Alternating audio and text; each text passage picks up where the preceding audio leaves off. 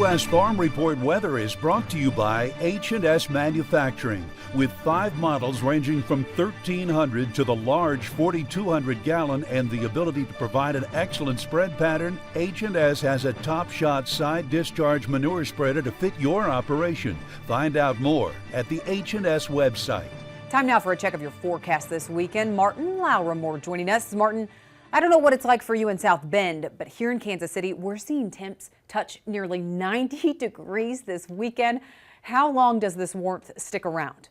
It's not 90 degrees, but we could reach 80 degrees here in Indiana. So it is going to be a little bit warmer over the next couple of days. And it's not just us in South Bend and you in Kansas City. It's a lot of the nation actually seeing much warmer than average temperatures. Now, this will start to fade away as we get into our next work week. You see this is the 16th through 20th. Low pressure making its way into parts of the Pacific Northwest. It's going to drop those temps across that part of the country. It's also going to trickle its way eventually into the rest of the nation as we get toward the end of our April, nearing the beginning of our May, but still we're very warm. And with this low pressure pushing in, it's going to cause plenty of areas across the parts of the Ohio River Valley and into the southern plains getting some pretty decent rainfall, though missing out on the other end of that low pressure system. It's going to start getting a little drier out toward the Pacific Northwest, places that don't necessarily really need much more than rainfall, because honestly, a lot of us are doing pretty good when it comes to that rainfall. I'll show you the drought monitor in just a second, but when we get to your jet stream, as we're watching this ridge of high pressure staying across the area, there's this low.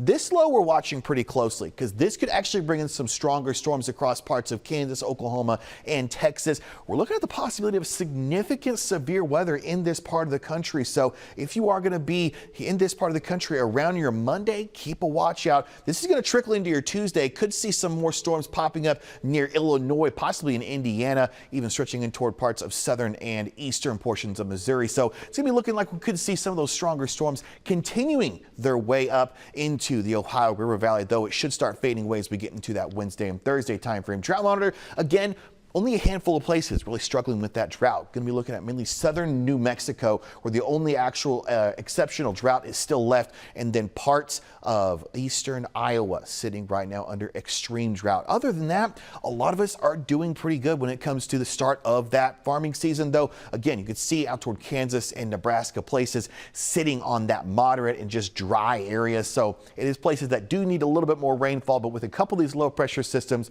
that could alleviate that pretty well as we head into the next couple of days. Estimated rainfall watching as that next low pressure moves through. Look at that much needed rain for Iowa and parts of the central plains.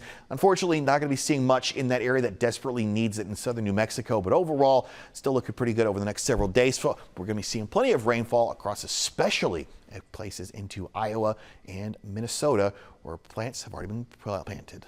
It seems like we just had a USDA report with the big plantings report at the end of March, but USDA gave us an updated look at world supply and demand on Thursday. We'll break down the biggest changes with Arlen Sitterman and Chip Nellinger next.